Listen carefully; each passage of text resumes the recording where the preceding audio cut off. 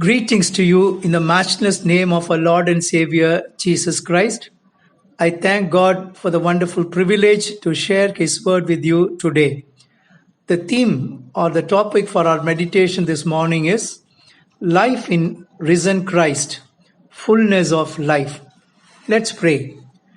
Let the words of my mouth and the meditations of our hearts be acceptable in thy sight, O Lord, our rock and our redeemer. Amen. Romans chapter 6, verse 4. We were therefore buried with him through baptism into death, in order that, just as Christ was raised from the dead through the glory of the Father, we too may live a new life. Colossians chapter 2, verse 13. You were dead in your sins. God made you alive with Christ. He forgave us all our sins. 2 Corinthians chapter 5, verse 17. If anyone is in Christ, he is a new creation. The old has gone, the new has come.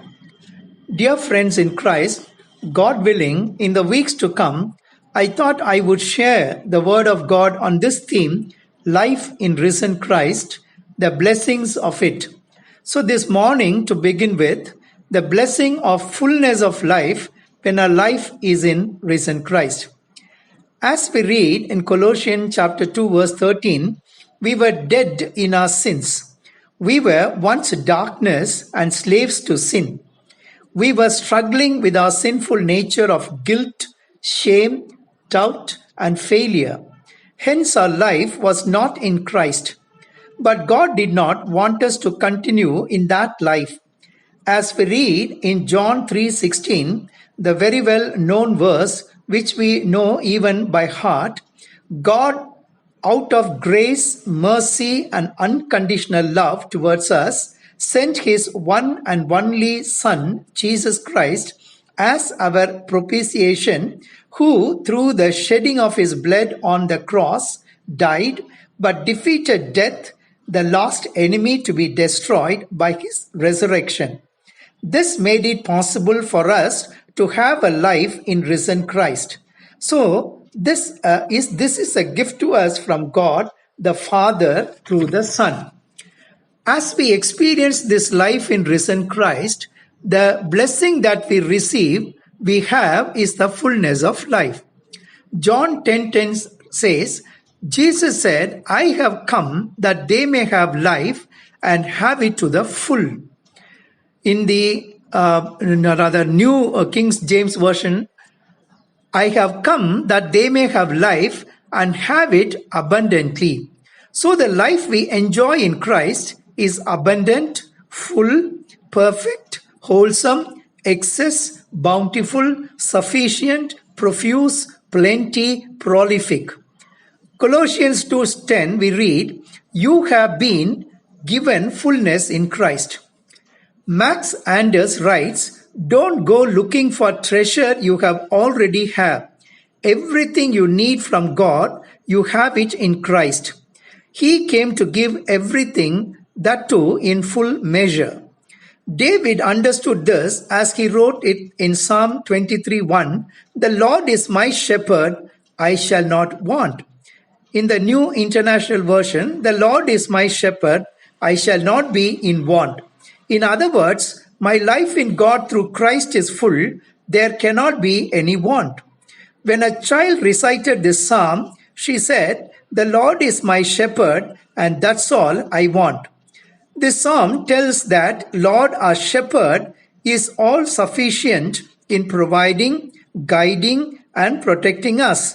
That is fullness. So with Jesus as the good shepherd, there is fullness of provision, guidance, and protection. And in the New Testament, Jesus Christ is not only as a good shepherd, we also read him as a great shepherd and the chief shepherd. Hebrews 13:20 says, the God of peace, through this great shepherd, gives us the fullness of peace. 1 Peter 5:4 says, when the chief shepherd appears, he will receive the crown of glory that will never fade away. So there is fullness of glory. And there are other fullness of life, the blessing we receive in our life in Christ. There is fullness of health. We read in the Gospels a number of people who came to Jesus for healing, especially with a great faith in Him. We can give a number of examples.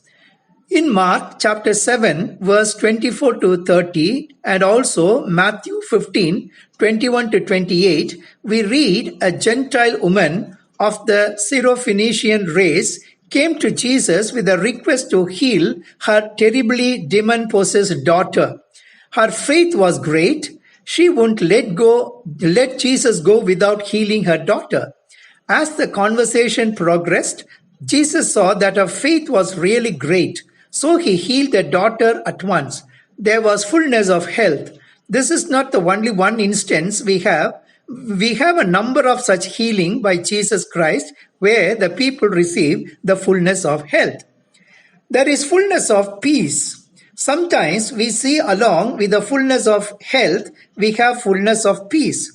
We read about a woman who had the issue of blood for 12 years coming to Jesus for healing.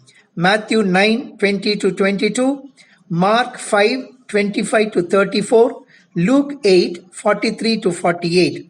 We know the miracle that happened.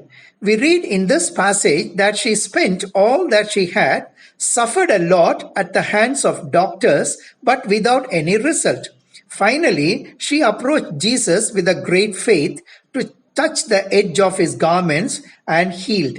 When she did that, there was instantaneous healing. She came and fell at his feet and told the whole story. In Mark 8:34, we read, Jesus said to her, "Daughter, your faith has healed you. Go in peace and freed from your suffering." She enjoyed the fullness of peace which she never had all these 12 years of suffering. And moreover, this fullness of peace is a peace that passes all understanding, not the peace the world gives us. Then there is fullness of our needs. Philippians 4:19 we read, "My God will meet all your needs according to his glorious riches in Christ Jesus." When our life is in Christ, he will meet all our needs. There is fullness. He is a God who is rich, so all our needs are met in him. The first miraculous sign which we read in John chapter 2 verse 1 to 11, Jesus did that miracle at Cana in Galilee. It was in a wedding. We know about that miracle. There was shortage of wine in the wedding. Jesus did the miracle of changing the water in the jars into wine. After that, there was no shortage. There was fullness. And more than that, the wine tasted the best. It was better than the one that was served first. In the miracle of the feeding of the 5,000, which we read in all the four Gospels, and the feeding of the 4,000 people, we see how Jesus was able to meet the basic need of the people, namely the hunger, and that too in full. We read in both the instances that not only people were satisfied, but there was leftover food, 12 baskets and 7 baskets respectively. Then there is fullness of joy. Psalm 16:11 says, "You will fill me with joy in your presence." In NKJV, it is, "In your presence is fullness of joy." John 15:11 says, "I have told you this so that my joy may be in you and that your joy may be complete." In New King James Version, "that your joy may be made full." As we abide in him, that is, our life is in him, then Jesus promises that his joy will be in us and that joy will be made full. In other words, through Jesus Christ, we get this fullness of joy. In what sense is our joy full? What does fullness mean? 2 Corinthians chapter 8 verse 2 says, "Out of the most severe trial, their overflowing joy and their extreme poverty welled up in rich generosity," that is sharing. And in NKJV, it is abundance of joy. While Paul was encouraging the Corinthian church to be generous, he was giving the example of the rich generosity of the Macedonian churches. As we read further that chapter, we find the reason for the generosity and the fullness of joy was that they first gave themselves to the Lord. That is, their life was in Christ. That made it possible for this fullness of joy by their rich generosity in spite of their extreme poverty. To have this fullness of joy in our lives, you should have Jesus, J, and others, O, before you have you, that is Y, Joy. The life in Christ is not a solo, but a symphony. There cannot be selfishness in that life. Hebrews 13:16 we read, and do not forget to do good and to share with others, for with such sacrifices God is pleased. The life in Christ should be modeled after Jesus Christ, who was going around doing good to everyone. Acts chapter 10, verse 38.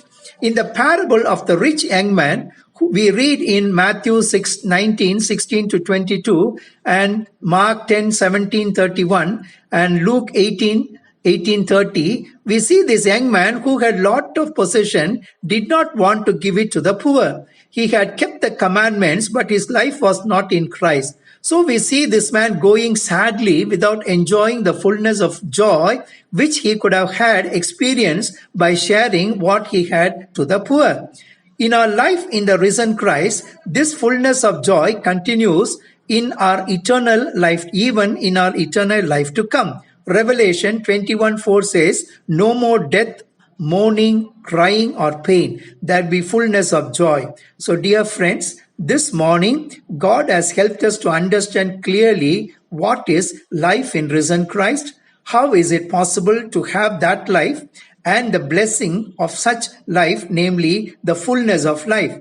There is fullness of provision, guidance, protection, health, peace, needs, and joy.